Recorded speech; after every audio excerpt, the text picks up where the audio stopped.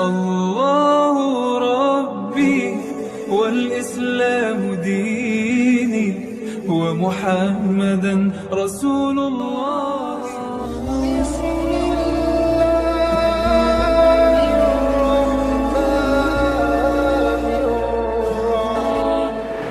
بسم الله الرحمن الرحيم. السلام عليكم ورحمة الله وبركاته.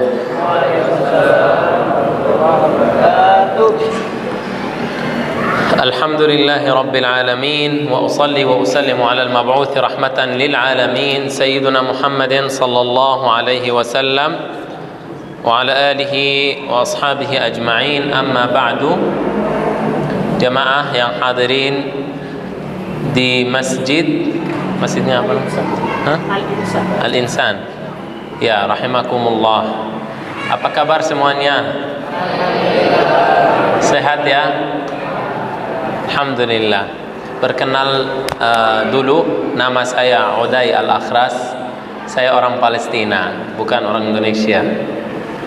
Ya, tapi sudah tinggal di Indonesia sekitar 5 tahun yang lalu, alhamdulillah, dan sudah belajar bahasa Indonesia, bisa sedikit-sedikit ya, insyaallah.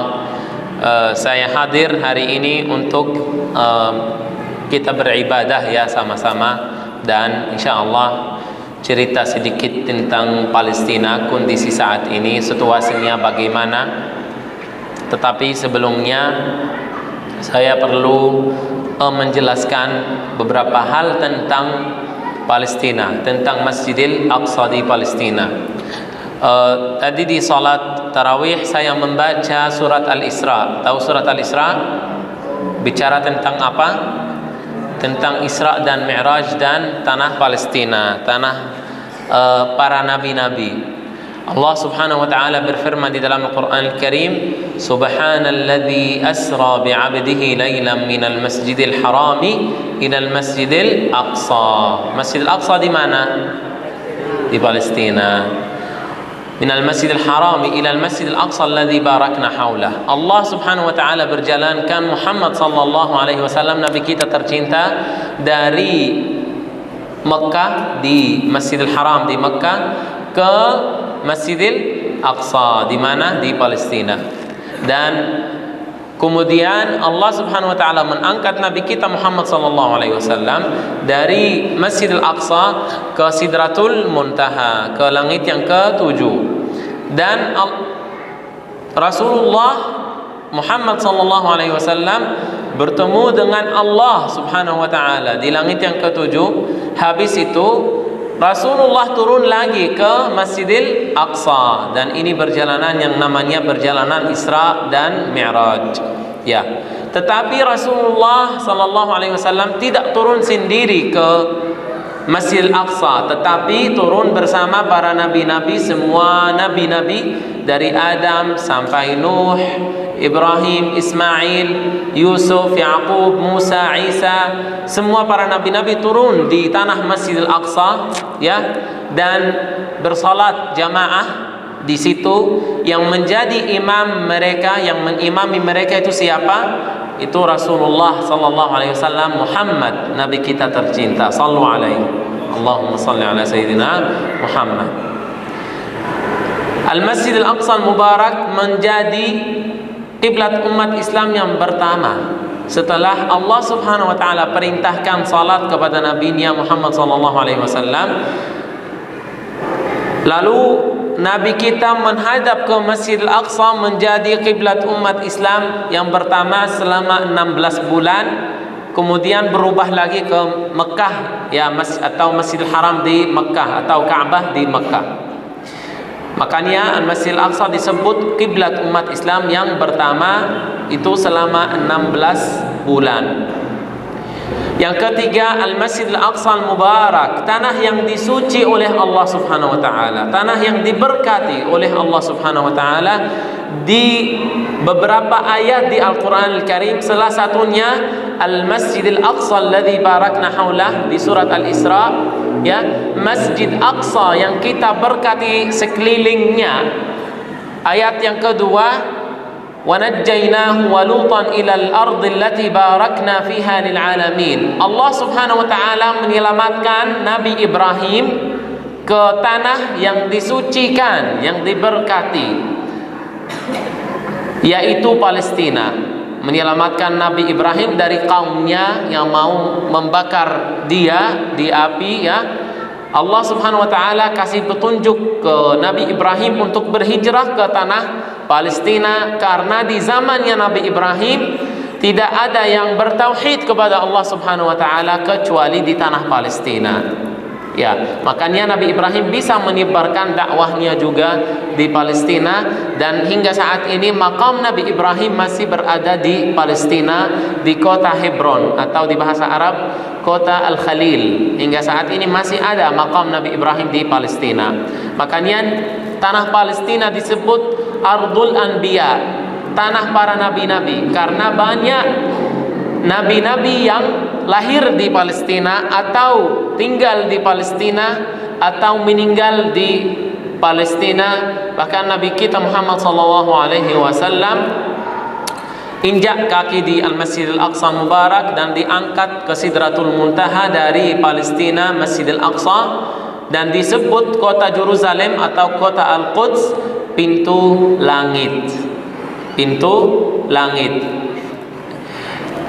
Rasulullah SAW bersabda di dalam hadits syarif, la tushaddu rihal illa li thalathati masajid. Tidak boleh bersusah payah di dalam safar, ya, di dalam ziarah, kecuali ke 3 masjid, yaitu Al-Masjidil Haram di Mekah, dan Masjid Nabawi di Madinah, dan Masjidil Aqsa di Palestina. Hanya 3 masjid yang kita sebagai umat Islam tidak boleh bersusah payah mengunjungi kecuali ke 3 masjid ini di seluruh bumi Allah Subhanahu wa taala. Jadi kenapa saya cerita, ya, tentang Masjidil Aqsa dan pentingnya, supaya kita tahu sebagai umat Islam apa Masjidil Aqsa dan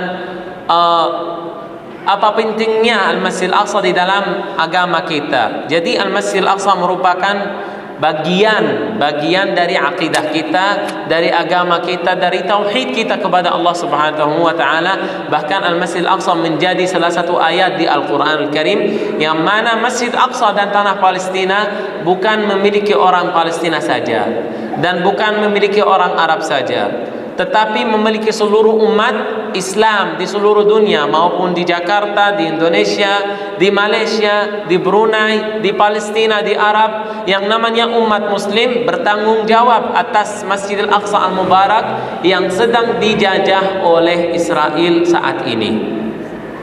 Masjid Aqsa ini di Palestina, jauh dari rumah saya. Saya lahir di Gaza atau di kota Khan Yunis, Gaza Selatan, dan jarak Masjid Aqsa dari rumah saya sekitar 1 jam naik mobil.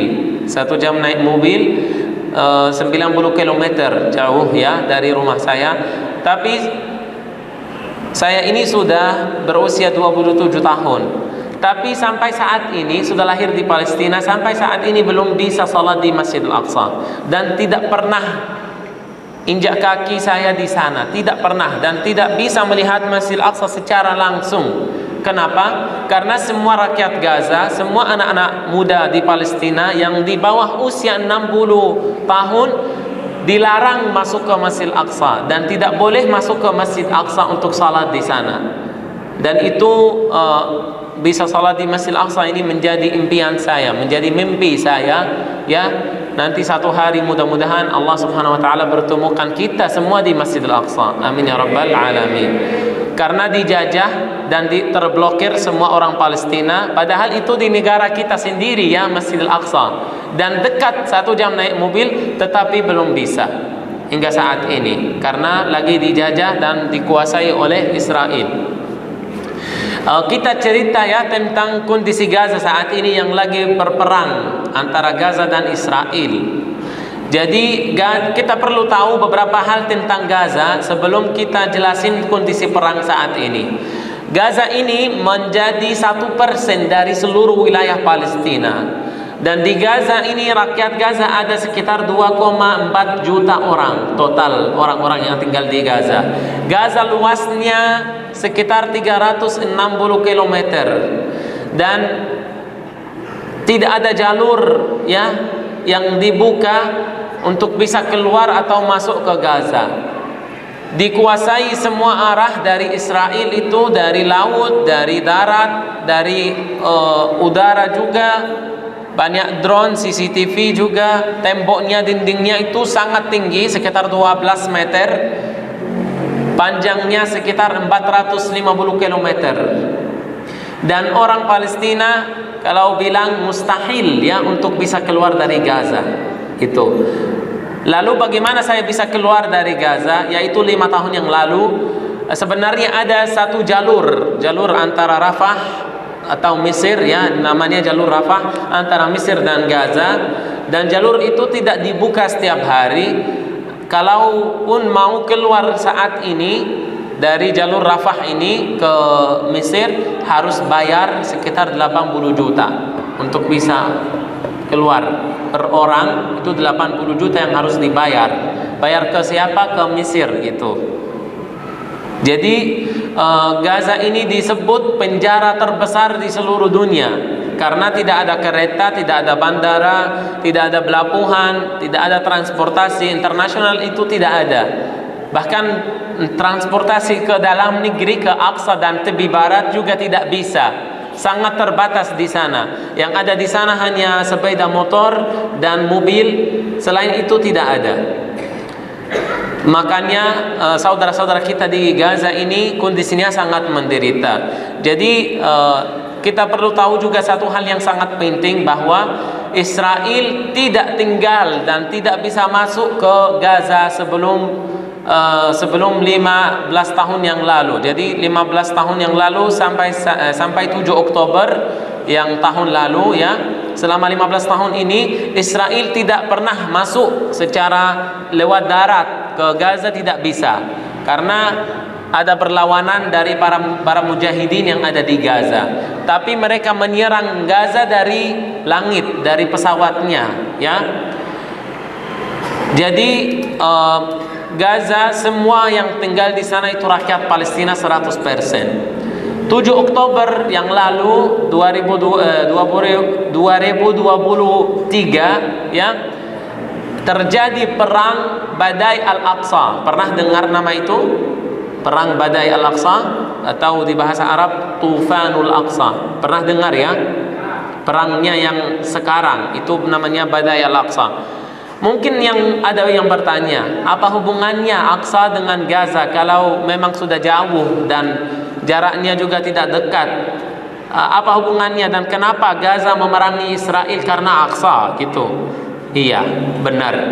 Jadi para mujahidin yang ada di Gaza sudah tahu, sudah punya informasi bahwa Israel sudah merencanakan, sudah punya rencana untuk menghancurkan Masjidil Aqsa dan menguasai seluruh area Masjidil Aqsa secara 100% dan mengusir semua rakyat Palestina yang ada di kota Yerusalem atau Baitul Maqdis. Bahkan Israel dan Zionis ini sudah merencanakan untuk menghancurkan Gaza di waktu yang dekat dari 7 Oktober. Tetapi para mujahidin, alhamdulillah Allah Subhanahu wa taala kasih mereka petunjuk. Mereka yang mulai hajar atas Israel di 7 Oktober, bahkan dinding yang dibuat oleh Israel sama CCTV semua gagal, teknologinya juga Israel sudah gagal. Dan para mujahidin di Gaza ini berhasil masuk ke area Israel yang berbatasan Gaza dan Israel dan membunuh tentara Israel. Yang tentara Israel ini selalu membunuh saudara kita di Palestina biasa, tetapi di 7 Oktober terjadi kebalikannya. Para mujahidin membunuh tentaranya Israel, dan Israel di 7 Oktober itu tidak sadar gitu. Karena rencana orang-orang mujahidin di Gaza sangat sempurna, mereka bisa masuk ke dalam Israel, bisa tangkap beberapa tentara dari Israel dan kembali ke Gaza, ditahan hingga saat ini ya, sudah sekitar 170 hari ya. Tetapi setelah 7 Oktober, itu hal yang bikin hati kita sangat sedih dan bikin hati kita terluka. Tentara Israel sudah gagal di 7 Oktober dan sudah gagal total, tidak bisa berbuat apa-apa terhadap para mujahidin, ya. Tapi mereka membalas dendam. Ini Israel membalas dendam atas rakyat Palestina yang ada di Gaza, yang warga sipil, ya, yang ada di rumahnya, yang lagi aman, yang lagi tidur. 70% dari korban-korban di Gaza itu anak-anak kecil dan perempuan yang tidur di rumahnya. Dan sekitar 31.000 syahid hingga saat ini. Sudah dari 7 Oktober sampai saat ini 31.000 syahid. Yang terluka sekitar 100.000 orang. Dan Gaza sudah dihancurkan sekitar 80% dari bangunan yang ada di Gaza sudah dihancurkan oleh Israel, sudah menjadi rata. Seperti video-video yang kita sudah lihat, ya, di sosial media, ya. Kita nggak perlu tayang video di sini di masjid. Kita pasti sudah pernah lihat videonya di TV atau di sosial media bagaimana, ya. Kalau tidak ada yang lihat, silahkan cek di sosial media, ada banyak videonya. Saya alhamdulillah berhasil selama 5 tahun di Indonesia. Setahun yang lalu sudah bisa pergi ke Palestina, alhamdulillah. Tanggal bulan Maret yang lalu, tahun yang lalu. Tapi alhamdulillah Gaza saat itu masih bagus dan masih bangunan ada, masih baik lah gitu, sedikit. Walaupun ekonominya sangat lemah, tetapi masih sedikit damai, sedikit baik. Sekarang ketika saya melihat video-videonya, ya Allah, sedih banget karena sudah hancur semuanya. Tempat-tempat yang saya kunjungi ke sana tahun lalu bersama istri saya orang Indonesia, semua sudah hancur dan tidak ada bangunan yang masih berdiri lagi di Gaza. Rumah orang dan rumah makan, tempat pemerintah, rumah sakit, semuanya dihancurkan oleh Israel. Karena Israel mau mengusir semua rakyat Gaza dari Gaza ke negara-negara yang lain. Tapi sampai saat ini belum bisa berhasil. Dan para mujahidin masih bertahan tanah Palestina di sana dan masih melawan Israel hingga saat ini, ya. Walaupun senjata tidak bisa dibandingkan sama yang punya para mujahidin, ya, dari Israel itu senjatanya besar banget dan rodal-rodalnya kalau turun ke rumah menghancurkan rumah, ya. Termasuk keluarga besar saya. Tanggal 24 Oktober yang lalu saya dapat berita dari keluarga bahwa keluarga saya yang besar, kerabat saya, 45 syahid terjadi di dekat rumah saya, cuman puluhan meter dari rumah saya. Dan Israel menghancurkan 7 rumah saat itu, 7 rumah yang mana ada di dalamnya sekitar 67 syahid. Antaranya sepupu saya, ponakan, tante, istrinya, cucunya, saudara-saudara saya ada di situ, semua sudah menjadi syahid. Lalu bagaimana keluarga saya, orang tua saya? Alhamdulillah orang tua saya masih baik-baik saja. Saat itu ada adik saya namanya Abdullah, berusia sekitar 12 tahun. Dia saat ledakan, ya, dia masuk ke rumah itu yang diledakkan oleh Israel. Tapi dia terluka karena masih baru mau masuk ke rumahnya, di tangganya Allah menyelamatkan dia. Dan dia terluka kepalanya sama kakinya, dan sekarang alhamdulillah membaik. Jadi semua area Khan Yunis dan area Gaza Tengah, Gaza Kota dan Gaza Utara itu sudah hancur semuanya. Lalu orang-orang yang di situ bagaimana hidupnya? Sekarang semua hidup di tenda-tenda di wilayah Rafah, di ujung Gaza, wilayah Rafah yang di Gaza Selatan antara perbatasan Mesir dan Gaza. Dan kondisinya sangat menderita, sangat susah, sangat luar biasa. Jadi listrik Sudah sekitar 160 hari tidak ada listrik sama sekali. Kalau di Jakarta berapa jam setiap hari ada listrik? 24 jam ya, setiap hari ada listrik. Tidak pernah ya mati lampu. Kalau mati lampu 1 jam 2 jam kita pusing ya, nggak bisa hidup di rumah. Ada kipas, nggak ada AC, tidak bisa pakai HP, tidak ada internet ya. Lalu bagaimana saudara kita di Palestina sudah sekitar 160 hari lebih tidak ada listrik sama sekali. Mati lampu 1 jam saja ada listrik itu tidak ada.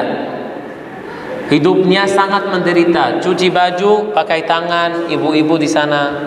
Mau masak apa itu kayak zaman dulu pakai kayu, api. HP tidak bisa di-charge. Internet juga sinyalnya sangat susah. Tidak ada internet, tidak bisa komunikasi, jarang bisa komunikasi dengan mereka.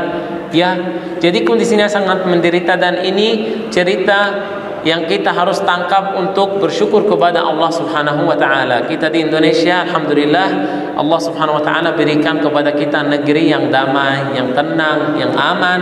Kita bebas bisa kemana-mana. Saya kemarin menuju dari Belitung ke Jakarta ya, tinggal naik pesawat, tidak ada yang nanya saya mau kemana, dari mana, tidak ada. Kalau di Palestina itu sangat susah untuk bisa bergerak di sana, itu hal yang sangat mustahil karena ditanya dan harus ada izin dari penjajahan Israel gitu. Bahkan ke Masjid Aqsa aja tidak bisa kita salat di sana. Makanya kita bersyukur kepada Allah Subhanahu wa taala. Jadi kondisi saudara kita di Palestina, di khusus yang di Gaza sudah banyak korban. Oke, siap. Banyak korban dan kondisinya sangat menderita. Makanan susah, minuman juga sangat susah, kekurangan air, kekurangan makanan. Bantuan yang juga masuk ke Gaza ini sangat sedikit karena Israel tidak membolehkan bantuan masuk ke sana kecuali yang sangat minim, sangat sedikit. Dan kelaparan besar terjadi di sana. Hingga saat ini sekitar 40 orang yang mati, yang meninggal karena kekurangan makanan. Apalagi kondisi di Ramadan saat ini, mereka hanya makan sekali sehari ya, makan sekali sehari. Apa makanannya? Rata-rata makan rumput, makan yang terigu yang tidak bagus ya, makanan-makanan yang tidak baik itu. Jadi kondisinya sangat menderita dan kita sebagai umat Islam harus mendukung saudara-saudara kita di Palestina, harus support saudara-saudara kita di Palestina. Dan ada beberapa cara, saya tutup dengan 3 cara ini bagaimana kita bisa membantu saudara kita di Palestina. Yang pertama adalah doa. Kita doa kepada Allah Subhanahu wa taala setiap salat kita, setiap mau membuka puasa, setiap kondisi kita ingat dan doakan untuk saudara kita di Palestina. Ya Allah, lindungilah mereka. Ya Allah, berikan kepada mereka solusi yang terbaik. Yang kedua, kita berinfak fisabilillah ya untuk Palestina, karena Allah Subhanahu wa taala berfirman di dalam Al-Qur'an Al-Karim, "Wa tujahiduna bi amwalikum wa anfusikum." Umat Islam berjihadlah kalian dengan harta dan jiwa. Mudah-mudahan Allah Subhanahu wa taala menjadikan kita orang yang mujahid fisabilillah dengan harta dan jiwa. Yang ketiga, kita menyuarakan dan menciarkan Palestina di seluruh dunia. Kita sampaikan suara saudara-saudara kita di Palestina dengan mengajarkan kepada anak-anak kecil kita tentang Palestina, keluarga kita ya. Cari informasi tentang Masjidil Aqsa, cari di sosial media tentang Palestina, sampaikan suara-suara saudara kita di Palestina. Dan ini hal yang sangat mendukung saudara kita di Palestina, bikin mereka senang ketika melihat saudaranya di Indonesia masih peduli dan selalu tidak lupa dengan mereka. Demikian, mudah-mudahan Allah Subhanahu wa taala segera memerdekakan Palestina. Amin ya rabbal alamin. Dan kita semua bisa salat di Masjidil Aqsa. Barakallahu fikum wa jazakumullahu khairan katsiran. Mohon maaf lahir dan batin. Wa jazakumullahu khairan katsiran. Wassalamu alaikum warahmatullahi wabarakatuh.